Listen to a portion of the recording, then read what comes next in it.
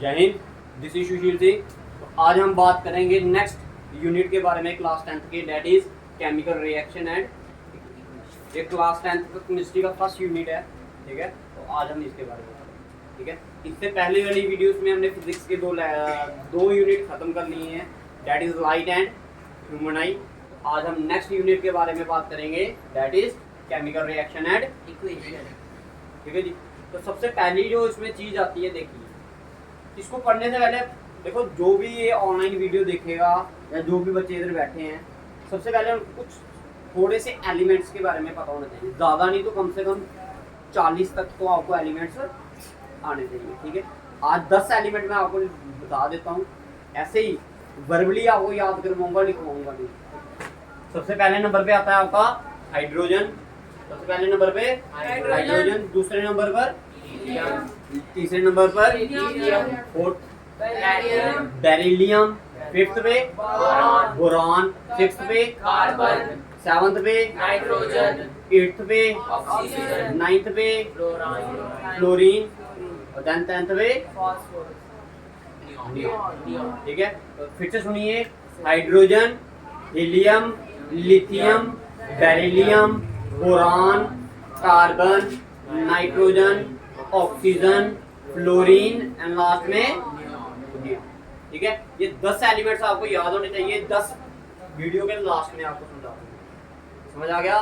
तो सबसे पहले आपको ज्यादा नहीं तो 30-40 आपको क्या आने चाहिए भाई, ये एलिमेंट्स के बारे में पता होना चाहिए, इनके एटॉमिक नंबर पता होने चाहिए, इनके सिंबल्स पता होने चाहिए आपको, तभी आप आगे करके इनके क्या कर सकोगे, इसको इजीली क्या करोगे, समझ पाओगे। तो एक छोटी सी डेफिनेशन आती है फिजिकल चेंज और chemical change. Physical change and chemical change, जल्दी से कंसेप्ट खत्म करेंगे अपना पूरा और डिटेल में पढ़ेंगे।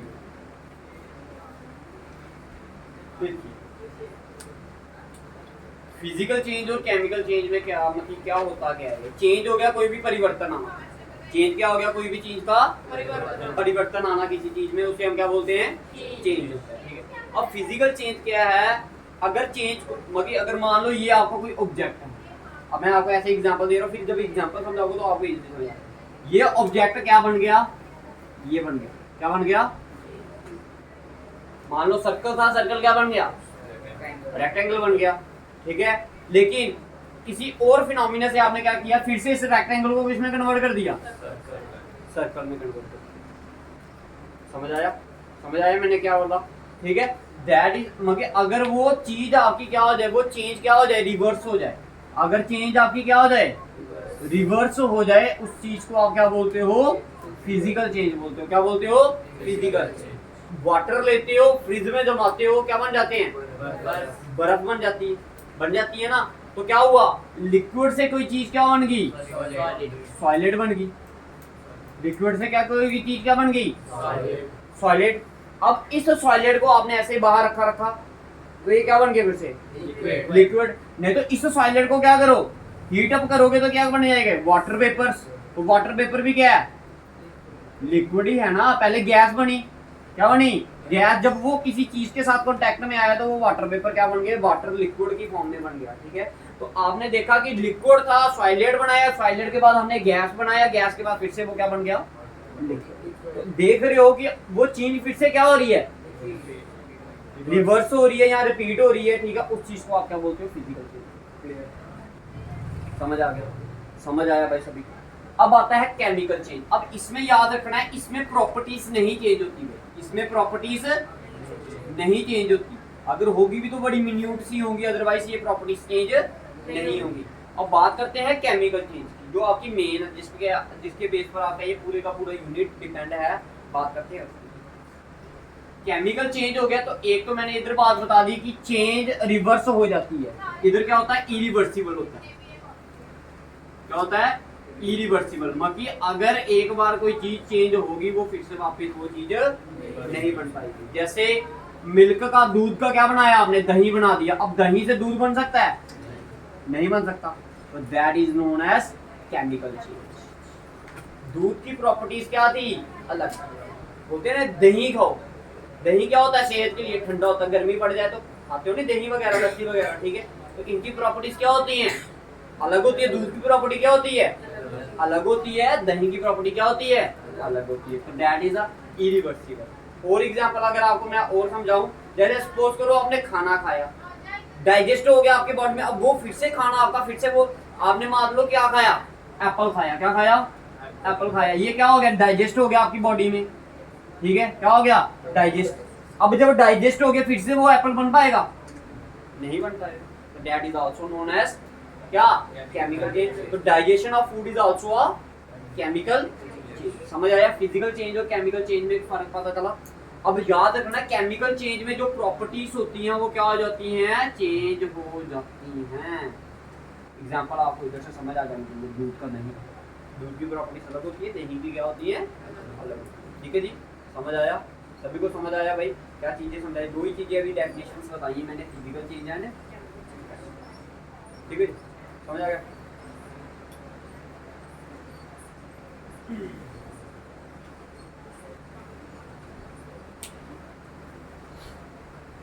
नेक्स्ट डेफिनेशन है आपकी केमिकल रिएक्शन। क्या डेफिनेशन है, केमिकल पढ़ना है, ठीक है, वीडियोस आपको मिल भी जाएंगी, आपको लिखिए डेफिनेशन, लिखिए केमिकल रिएक्शन। देखो, a chemical reaction is a change,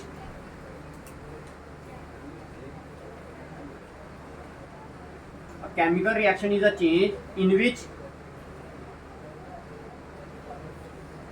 a chemical reaction is a change in which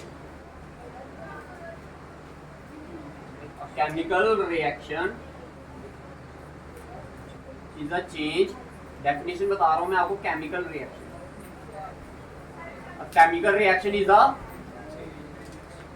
change in which one or more substance, a chemical reaction is a change in which one or more substance, bracket में लिख लेना reactant, react together to form new substance, bracket में लिखना product with different properties।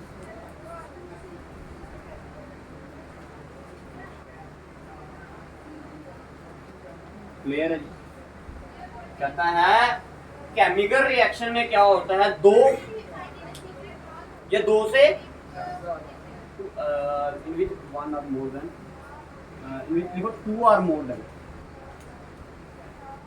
two or more than two substance. तो कहता है chemical reaction एक ऐसी रिएक्शन है जिसमें दो या दो से ज्यादा सबस्टेंस क्या करते हैं, आपस में रिएक्ट करते हैं और एक नई चीज को ही बनाते हैं, जिसकी प्रॉपर्टीज क्या होंगी, जो पहले वाले जो सबस्टेंस है उनसे क्या होगी, आपकी अलग। समझ आ गया? एग्जाम्पल के तौर पर अगर आपको समझाया जाए, ठीक है, आप लिखते हो क्या, कार्बन। कार्बन मतलब लकड़ी जला रहे हो आप, लकड़ी किसकी, लकड़ी क्या है, बेसिकली कार्बन ही है, लकड़ी क्या है, कार्बन ही है। कार्बन को जलाओगे भाई, कार्बन किसकी प्रेजेंस में जलेगा, ऑक्सीजन की प्रेजेंस में, तो क्या बनाएगा, क्या देगा आपको, कौन सी गैस बनेगी, कार्बन डाइऑक्साइड और प्लस ऑक्सीजन। कैसे, लकड़ी को जलाएगा तो ऑक्सीजन मिलेगी, ये तो पोल्यूशन होता ही नहीं। समझ आ गया? ठीक है, प्लस क्या मिलेगी आपको, हीट एंड लाइट मिलेगी। ठीक है, तो भाई देखिए इसमें क्या है, कार्बन एक सबस्टेंस था, ऑक्सीजन दूसरा सबस्टेंस था, इन दोनों ने आपस में क्या की, एक रिएक्शन की और क्या बना दी, कार्बन डाइऑक्साइड बना दी। तो this is a basically a chemical reaction, is a chemical change. Chemical reaction क्या है, और ये इरिवर्सिबल होती है। क्या होती है, इरिवर्सिबल। कहने का मतलब ये है, जब वो गैस बन गई, आपने एक लकड़ी को जला दिया, जब जला दिया फिर से वो लकड़ी बन सकती है, नहीं बन सकती है। तो पहली चीज तो आपके दिमाग में ये आनी चाहिए, ये क्या है, एक केमिकल चेंज है। दूसरी बात आपने ये समझा कि दो सबस्टेंस या दो से ज्यादा भी हो सकते हैं, जरूरी ये दो वाली एग्जांपल है, दो से ज्यादा भी हो सकते हैं। दोनों ने आपस में क्या किया, रिएक्ट किया और क्या बनाया, कार्बन डाइऑक्साइड एंड। बताइए, क्लियर है, सभी को क्लियर है? ठीक है। अब इसकी पहचान कैसे होगी कि कोई रिएक्शन आपकी केमिकल रिएक्शन है या फिर नहीं है, ठीक है। हाउ टू रिकॉग्नाइज, ठीक है, या आप बोल सकते हो आइडेंटिफिकेशन ऑफ केमिकल रिएक्शन। क्या? आइडेंटिफिकेशन ऑफ,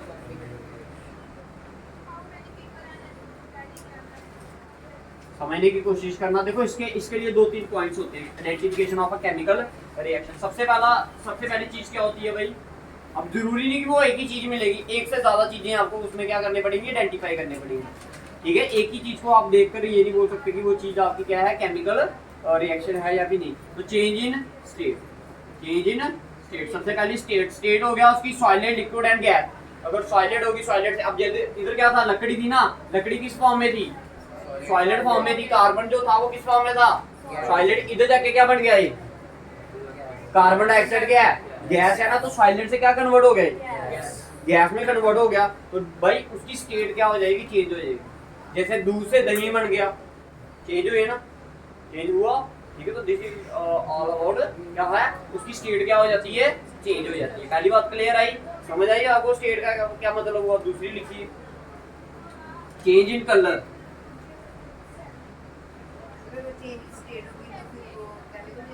देखो मैंने आपको पहले ही बोला, जैसे वाटर से क्या बन गया, आइस बन गई, तो आप इसको केमिकल नहीं बोल सकते। मैंने बोला सिर्फ एक से नहीं पहचाना जा सकता कि वो उसकी प्रॉपर्टीज क्या है, और भी उसमें कुछ खासियत होनी चाहिए ना। ये मैं आपको प्रॉपर्टीज बता रहा हूँ सारी, इसमें मैक्सिमम प्रॉपर्टीज क्या करेगा, वो सेटिस्फाई करेगी रिएक्शन आपकी, तभी उसको आप केमिकल रिएक्शन। अब आप बोलोगे वाटर से आइस बन गया, देन इट इज आल्सो क्या, chemical reaction, but it is not a chemical change, ठीक है, it is a physical change. तो you have to depend on more than 2 or 3 factors, ठीक है, तभी आप उसको क्या बोल सकते हो, केमिकल रिएक्शन, ठीक है, समझ आया। अच्छा दूसरा क्या है, change in colour, change in colour. उस रिएक्शन का जो जब आप उसको क्या कर रहे हो, ऐसा कन्वर्ट कर रहे होंगे, तो उसका कलर क्या हो जाता है, चेंज हो जाता है। क्या हो जाता है, कलर चेंज हो जाता है। अब इसकी एग्जांपल क्या दूं मैं आपको, जैसे कोई कागज जलाएंगे तो वो ब्लैक, हाँ, पेज को जलाओ, बाद में क्या बन जाता, वो किस कलर का बन जाता, ब्लैकिश बन जाता ना, वो भी एग्जांपल है। नहीं तो आप इसकी एग्जांपल दे सकते हो, जब हाँ, लकड़ी को जलाते हैं, लकड़ी को क्यों जलाना। अब देखो ना, चाय पत्ती लेते हो नहीं, पानी उसमें डालोगे, छाननी लेना, उसमें क्या रख देना, लेमन टी बनाते हो नहीं, कल एग्जांपल भी दी थी आपको, क्या बोलते हैं उसे हम डोगरी में, नींबू पानी, ठीक है, नींबू कावा, ठीक है। तो क्या करना है, छाननी में क्या रखना, आपने चाय पत्ती रखनी है, उसके ऊपर क्या करना है, पानी जब आप फेंकोगे तो वो उसका कलर जो निकलता है नीचे से क्या निकलता है, चेंज निकलता है ना, ब्राउनिश टाइप, ठीक है, या फिर आप बोल सकते हो थोड़ा रेड टाइप का निकलता है, ठीक है, कुछ ऐसा रेडिश ब्लैक रेडिश टाइप, ठीक है। तो क्या हो गया, कलर क्या हो गया उसका, चेंज हो गया। तो दूसरी प्रॉपर्टी क्या होगी आपकी, चेंज इन कलर हो गया। थर्ड लिखिए, एवोल्यूशन ऑफ गैस, थर्ड वाला लिखिए, एवोल्यूशन ऑफ, उस रिएक्शन में से क्या होगा, गैस रिलीज होगी। इसकी एग्जांपल तो इधर ही आ गया, कार्बन को जलाओगे तो क्या निकलेगी, कार्बन डाइऑक्साइड निकलेगी ना। जब आप क्या करते हो, किसी एसिड में पानी डालते हो ना, नहीं पानी में एसिड डालते हो ना, तो उसमें से हाइड्रोजन गैस क्या करती है, बाहर निकलती है। क्या करती है, एसिड लेना, पानी लेना है, उल्टा नहीं करना, ठीक है, आग भी लग जाती है भाई, समझ आया। देखो जब बोलते हैं ना इनके प्रैक्टिकल्स करोगे तो आपको अच्छे से अंडरस्टैंडिंग होगी, ठीक है। तो क्या होता है, बोलते हैं कि पानी में एसिड डाला जाता, ना कि एसिड में पानी डाला जाता। दोनों चीजें आप बोलोगे, मम्मी बोलो या माँ बोलो, दोनों सेम है, लेकिन केमिस्ट्री में ऐसा नहीं होता, ठीक है जी। पानी में क्या करना चाहते, क्या करोगे, एसिड डालोगे, ठीक है। तो जब ऐसा करोगे उसमें तो धुआं निकलता है, वो धुआं होता है उसमें, वो कौन सा होता है आपका, हाइड्रोजन गैस का होता है। किसका होता है, हाइड्रोजन गैस। तो नेक्स्ट आ गया, एवोल्यूशन ऑफ गैस होती है उसमें, आग लगने के चांसेस, ठीक है। जैसे वो था नहीं, ऑयल हो तो ऑयल में जब आप पानी डालते हो छिट्टे पड़ते हैं, सेम उस तरह का, ठीक है, उल्टा नहीं करते भाई, ठीक है, समझ आया। नेक्स्ट लिखिए, चेंज इन टेम्परेचर। अब इसकी एग्जांपल तो आपने सभी ने देखी होगी, change in,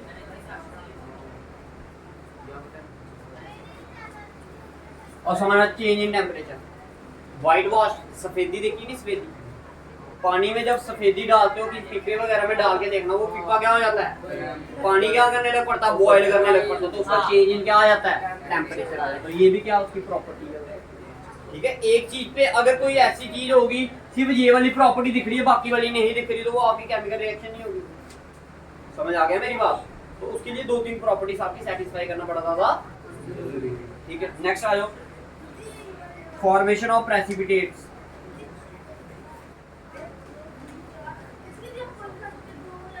formation of precipitate, ठीक है जी। प्रेसिपिटेट भी क्या बनते हैं, छोटे छोटे कण बनते हैं छोटे छोटे, ठीक है, क्या बन जाते हैं, छोटे छोटे ऐसे पार्टिकल्स बनते हैं छोटे छोटे, ठीक है, फॉर्मेशन ऑफ प्रेसिपिटेट्स बनता है। ठीक है, तो ये कुछ प्रॉपर्टीज हैं जो कि क्या बताती हैं आपके, आपको से नहीं देखे जाते, छोटे छोटे पार्टिकल्स होते हैं, मतलब मॉलिक्यूल्स एटम्स बन सकते हैं छोटे छोटे, वो तो बनेंगे ही बनेंगे आपको। ठीक है, तो ये कुछ क्या है आपकी प्रॉपर्टीज हैं किसके लिए, identification of a chemical. Next definition लिखो, उतारिए ये उतारना कर, उतार दिया।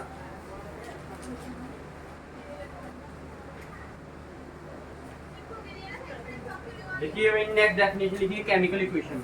देखो केमिकल इक्वेशन लिखिए, डेफिनेशन लिखिए जल्दी कीजिए। देखो a chemical equation is a symbolic representation, a chemical reaction is a symbolic representation,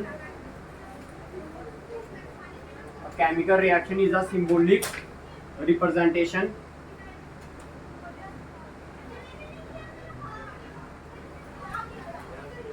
a chemical reaction is a symbolic representation। definition है आपकी chemical equation वाली, chemical equation की रखनी चाहिए। देखो a chemical equation is a symbolic representation, is a symbolic representation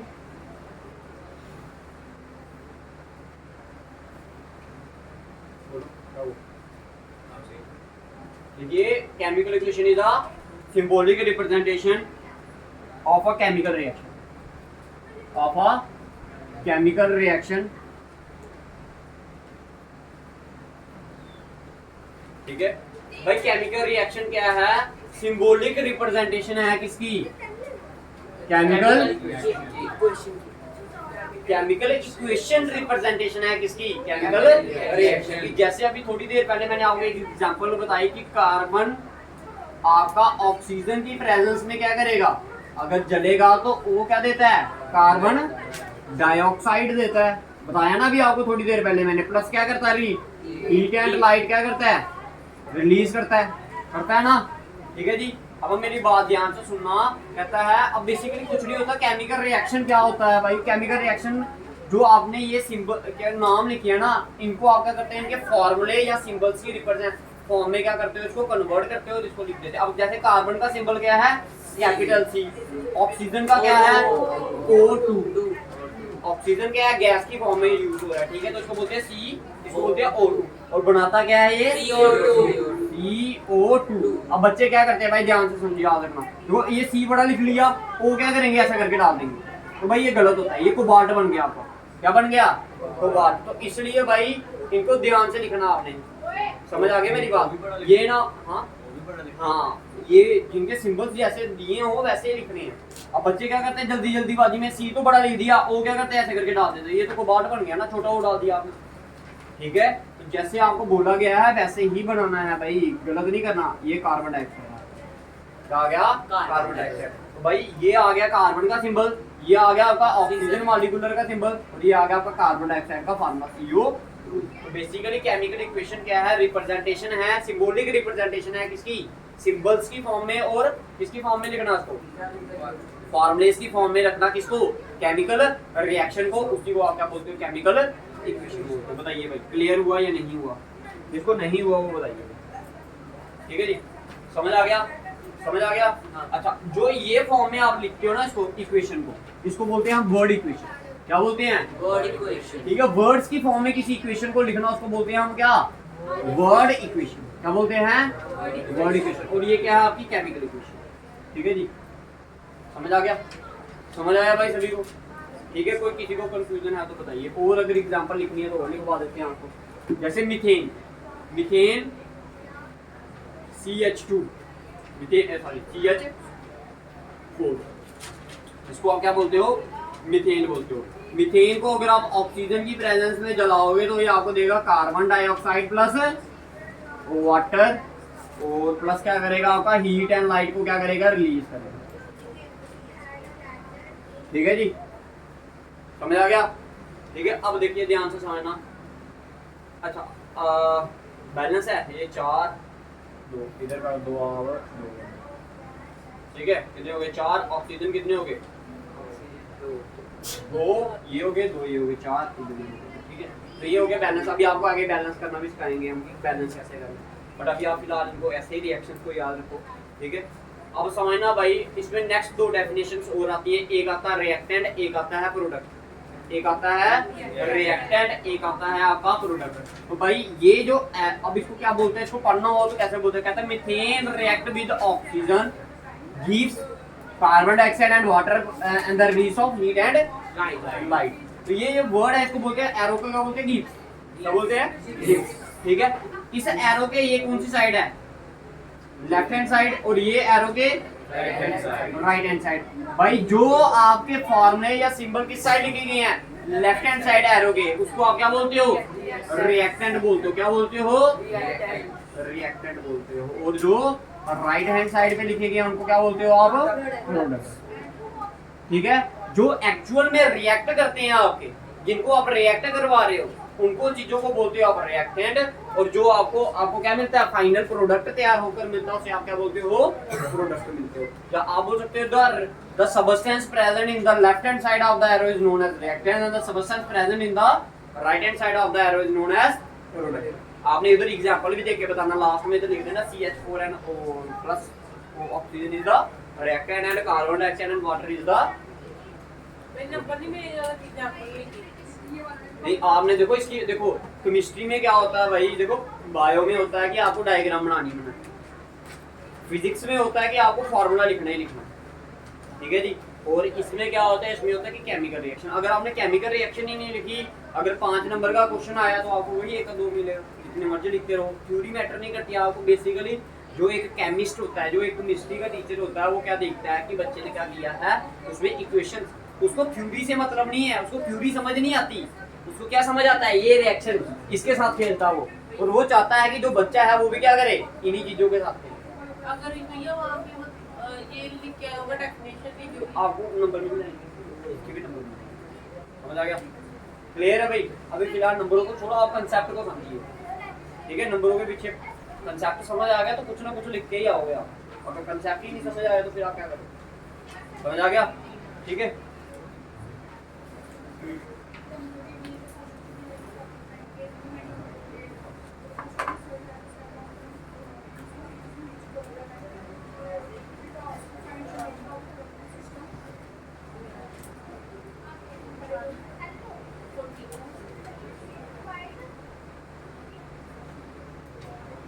next definition लिखिए, balance chemical equation.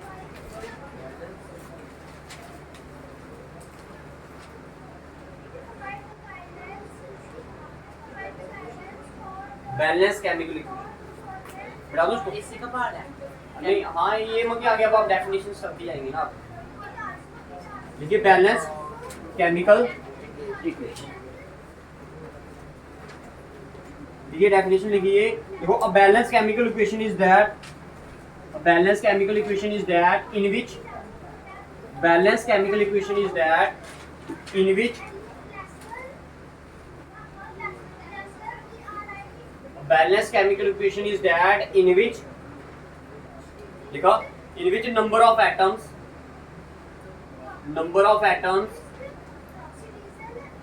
of each element, number of atom of each element are equal on both sides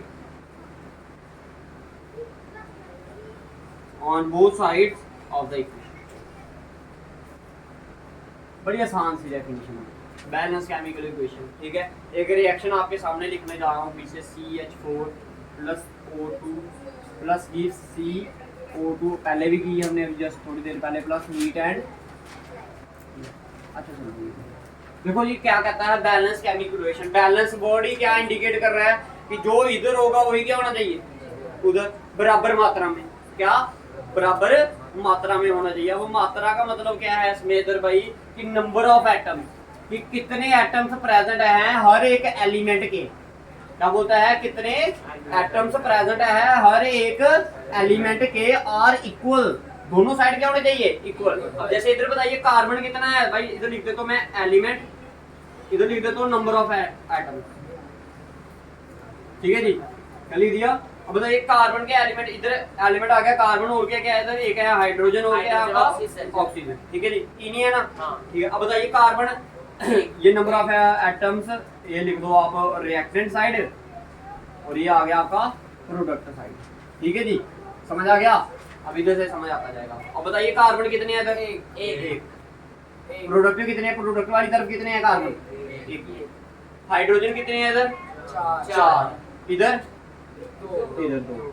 ये oxygen कितने हैं, दो उस side, तीन। तो क्या ये बराबर है, बराबर नहीं है ना। अगर बराबर ना हो, अगर बराबर ना हो तो उसे बोलते हैं हम अनबैलेंस केमिकल इक्वेशन। क्या बोलते हैं, अनबैलेंस। इधर से अब मैं डेफिनेशन नहीं करवाऊंगा उसकी। ठीक है, तो डेफिनेशन क्या होगी,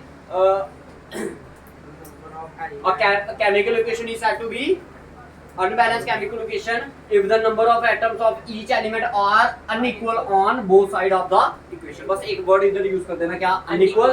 बाकी ये डेफिनेशन आपकी क्लियर है। और जो आपने इधर नीचे एग्जांपल देनी है रिएक्शन की, वो ऐसे करके दे देना जिसमें आपकी बैलेंस नहीं है। कोई भी ऐसी इक्वेशन लिख दो जो बैलेंस नहीं है, बाकी जिसमें बराबर मात्रा में ना हो। अब देखिए भाई इसकी बात की है, किसकी बात की है, इसकी बात की है। अब देखो मैं किसको बैलेंस करता हूँ, देखो इधर तीन है, हमेशा कोशिश करना पहले जो ऑड नंबर में है ना उसको इवन नंबर में कन्वर्ट करने की कोशिश करो। क्या करने की कोशिश करो, इवन। अब जैसे ये दो है, ये तो आगे इवन है, ये क्या है ऑड, इसको मैंने क्या कर दिया, दो से मल्टीप्लाई कर दिया। क्या कर दिया, दो से। अब बताइए क्या कहते हैं ऑक्सीजन कितने हो गए आपके, दो। ये देखो ये जो टू है ये इधर भी मल्टीप्लाई होगा और ये टू इधर भी मल्टीप्लाई होगा। ठीक है, तो सिर्फ मैं हाइड्रोजन की बात नहीं कर रहा, मैं सिर्फ किसकी बात कर रहा हूँ, ऑक्सीजन। ऑक्सीजन कितने हो गए, दो। ये हो गए, इधर एक था ना, एक इंटू दो किया तो कितने हो गए ऑक्सीजन, दो। दो ही है, कितने हो गए, चार। अब मैंने इस साइड प्रोडक्ट वाली साइड लिख दी है, कितने, चार लिख दिए, कितने, चार। और इस साइड भी क्या करने हैं, चार। तो ये दो हैं ऑलरेडी, इसको किससे मल्टीप्लाई करो, दो से। तो ये भी कितने हो गए, देखो जी ऑक्सीजन तो आपका क्या हो गया बैलेंस। अब क्या रह गया आपका बिना बैलेंस के, हाइड्रोजन कितने हो गए इधर, दो इंटू दो, चार। इधर मैंने लिख दिया इसको क्या, चार। अब इस साइड देखिए कितने हैं, ये तो ऑलरेडी चार है, ये भी क्या हो गया बैलेंस, कार्बन तो ऑलरेडी बैलेंस। तो देन दिस इज अ क्या, बैलेंस केमिकल। इसको क्या बोलते हो आप, बैलेंस केमिकल। समझ आया भाई, जिसको नहीं समझ आया वो। ठीक है, जो ये आप बैलेंस करते हो ना भाई, इसके लिए कोई स्पेसिफिक क्राइटेरिया नहीं, इसको बोलते हैं हमें हिट एंड ट्रायल मेथड। क्या बोलते हैं, एक मेथड होता है, इसको हम क्या बोलते हैं, hit and trial method. Method मतलब क्या हुआ इसका, तब तक अलग अलग नंबर पुट करते चलो तब तक तुम्हारी ये इक्वेशन क्या नहीं होती रहेगी, तब तक उसको मारते रहो जब तक वो मर ना जाए। मरने का मतलब तब तक वो बैलेंस ना हो जाए, तब तक वो बैलेंस ना हो। थोड़ा के ठीक है, समझ आया, इसलिए बोलते हैं हिट एंड ट्रायल मेथड। अब देखो मेरे को नहीं पता था कि ये किस वैल्यू से आएगा, मैं अलग अलग वैल्यूज पुट करूंगा तो मेरे पास क्या आएगा, अलग अलग आंसर आते जाएंगे। तो जिस टाइम ये क्या हो गया, बैलेंस हो गया, तो वही हमारा क्या होगा। इसलिए बोलते हैं क्या, hit and trial method. Trial का मतलब होता है अलग अलग वैल्यूज पुट करना। समझ आ गया, इसको क्या बोलते हो आप, बैलेंस। दो के साथ ऑक्सीजन को किया तो दो नहीं आएगा, इधर हाँ दो ये हो गए, दो ये वाले भी तो कितने नहीं होंगे। ठीक है, समझ आ गया, क्लियर है। जिसको नहीं समझ आया वो बताइए। हाँ जी,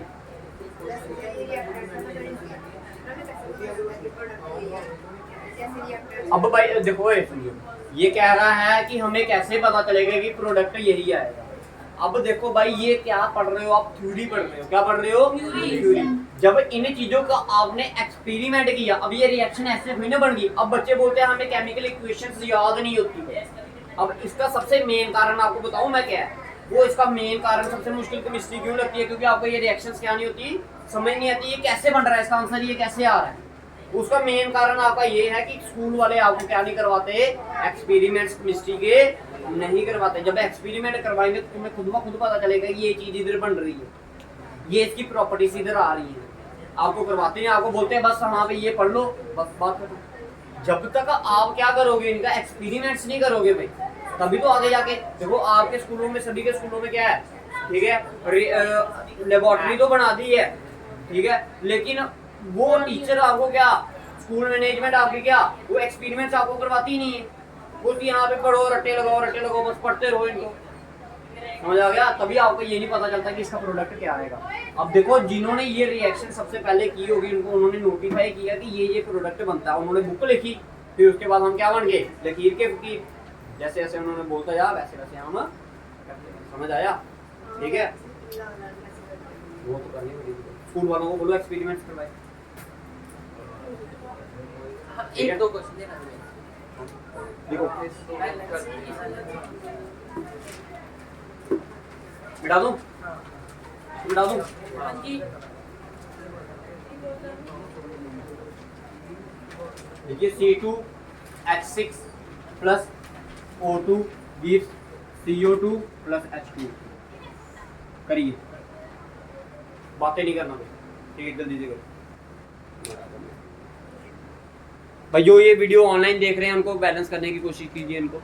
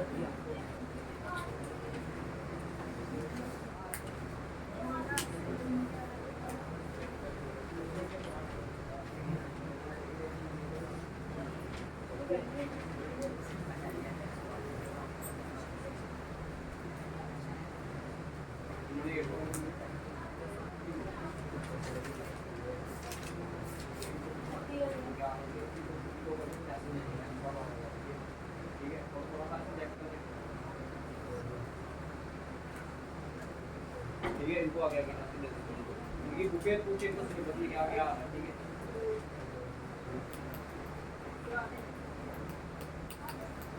थोड़ा आगे याद करो भी जो पेपर में आ रहा है ना। वो क्या निकला? नहीं निकला।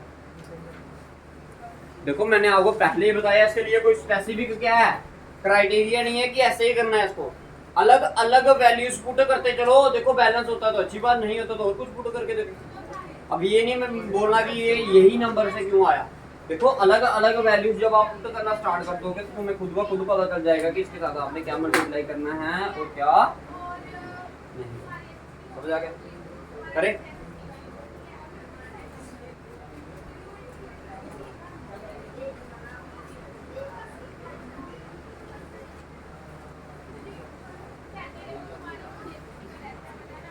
अच्छा जी देखो,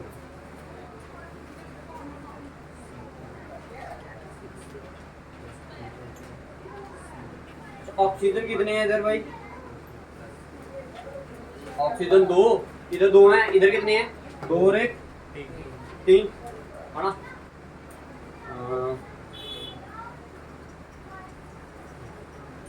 तो क्या करें, किसको करें बैलेंस पहले बोलो? सी को, सी कितने? 2, इधर कर दिए 2, कितने हो गए ये बैलेंस? लेकिन ऑक्सीजन कितने, ऑक्सीजन कितने हो गए? 2 2 इंटू 2 4 इधर हो गए और 1 5 इधर 2। तो अगर मैं इधर 2 से मल्टीप्लाई कर दूं तो अब इधर ऑक्सीजन कितने हो गए? 2 ये हो गए, 2 इंटू 2 4 हो गए। इधर कितने हो गए टोटल? 4 इधर 2 इधर, कितने हो गए? 6 इधर कितने हैं? 2। इसको मल्टीप्लाई कर दिया 3 से, तो ऑक्सीजन क्या हो गया? बैलेंस हो गया। कार्बन भी को क्या कर दिया, बैलेंस। अब पीछे क्या रह गया, हाइड्रोजन। इधर हाइड्रोजन कितने हैं, 2 × 2 4, इधर कितने हैं 6, तो मतलब इधर अब 6 बनाना पड़ेगा मेरे को, ठीक है। अब आप खुद सोचिए 4 का 6 बन पाएगा, अगर मैंने इसको 6 बनाना तो इधर अगर मैं 3 से मल्टीप्लाई कर दूं तो 3 × 2 6, तो हाइड्रोजन तो बैलेंस हो गया, कार्बन भी बैलेंस है। अब क्या रह गया, ऑक्सीजन। ऑक्सीजन की नहीं, इधर कितने हैं, इधर है आपके 6, कितने हैं 3 × 2 6, इधर कितने हैं 2 × 2 4, और ये कितने आ गया, इधर कितना आ गया 7, कितना आ गया। अब मतलब कि मेरे को क्या चाहिए भाई, ऑक्सीजन इधर 7 है, इधर भी मैं अगर मैं 7 बना दूं तो मेरा आंसर निकल जाएगा, ऐसा ही है ना। तो अगर इधर 3 की जगह पर मैं क्या कर दूं, 7/2 से मल्टीप्लाई कर दूं, किससे 7/2 से मल्टीप्लाई किया तो 7/2 × 2 किया, 2 2 कट के पीछे क्या रह गया, ऑक्सीजन कितने हो गए 7, भाई ध्यान से समझना, ऑक्सीजन कितने हैं इधर 7, इधर कितने हैं 3, ये 4, ये 7, कार्बन कितने हैं 2, इधर भी 2, हाइड्रोजन 6, इधर भी 6, समझ आया। देखो मेरे को कोई पर्टिकुलर ये नहीं पता किसके साथ ही मल्टीप्लाई करना है, मैंने अलग अलग नंबर को क्या किया, वैल्यू पुट की और चेक करता गया। जितनी ज्यादा प्रैक्टिस करोगे उतना ही आपके लिए फायदेमंद है, समझ आएगा ये समझ आया। अब देखिए भाई केमिकल इक्वेशंस में क्या होता है, एक चीज याद रखना, डिनोमिनेटर में हम 2 नहीं रहने देते, डिनोमिनेटर में हम 2 नहीं रहने देते। तो इस लेफ्ट हैंड साइड में भी किसके साथ मल्टीप्लाई कर दो, इसको 2 के साथ, और राइट हैंड साइड में भी किसके साथ 2 के साथ। अब ध्यान से समझना है, देखो ये आएगा ट्वाइस ऑफ C2H6, जब इधर 2 के साथ मल्टीप्लाई किया तो ये क्या आ गया, ये 2O2 कट गया, पीछे क्या रह गया 7O2। हमेशा याद रखना ये वाला 2 कभी नहीं कटेगा, समझ आ गया, ये मॉलिक्यूल्स के साथ ही फार्मूला आता है इसका, ठीक है। अब इधर भी 2 के साथ मल्टीप्लाई करना है, 2 × 2 4 कार्बन डाइऑक्साइड प्लस 3 × 2 6 H2O। अब फिर से एक बार चेक कर लो कि बैलेंस है या नहीं है। कार्बन कितने हैं 2 × 2 4, इधर कितने हैं 4, हाइड्रोजन कितने हैं 6 × 2 12, इधर देखिए कितने हैं 6 × 2 12, इधर ऑक्सीजन कितने हैं 6, ये हो गए 4 × 2 8, 8 और 6 14, 7 × 2 हो गए बैलेंस, हो गए बैलेंस। इस तरह से आपने क्या करना है, इन रिएक्शंस को क्या करना है आपने, भैया वो जो मल्टीप्लाई हो रहा था 2 वो कहाँ है, ये मल्टीप्लाई किया ना मैंने, देखो 2 × 2 किया तो तभी तो 4 आया है, 2 × 3 किया तभी तो 6 आया, समझ आया, लगा पता भाई, ठीक है। अब इसके लिए कोई पर्टिकुलर आप बोलो कि मेथड है, डिफरेंट वैल्यूज पुट करो, आपको खुद ब खुद पता चलता जाएगा कि किसकी क्या वैल्यू आपने पुट करनी है और क्या वैल्यू आपने पुट नहीं करनी, ठीक है।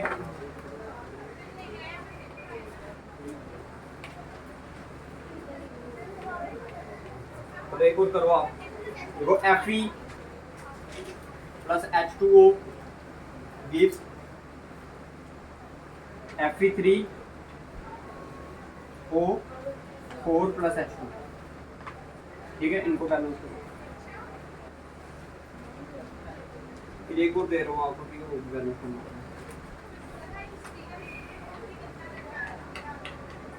Sodium plus water gives sodium hydroxide plus hydrogen, करिए इसको दोनों को बैलेंस कीजिए, ठीक है। तो आज की क्लास में इतना ही पढ़ेंगे हम, ठीक है। इसके बाद नेक्स्ट जो वीडियो होगी उसमें हम करेंगे टाइप्स ऑफ केमिकल रिएक्शन, क्या पढ़ेंगे हम, टाइप्स ऑफ केमिकल रिएक्शंस। आसान है, थोड़ा सा क्या करना पड़ेगा आपको, रिवाइज करना, ठीक है। कोशिश करूँगा कि आपको आसान भाषा में समझ आएगा, ठीक है जी।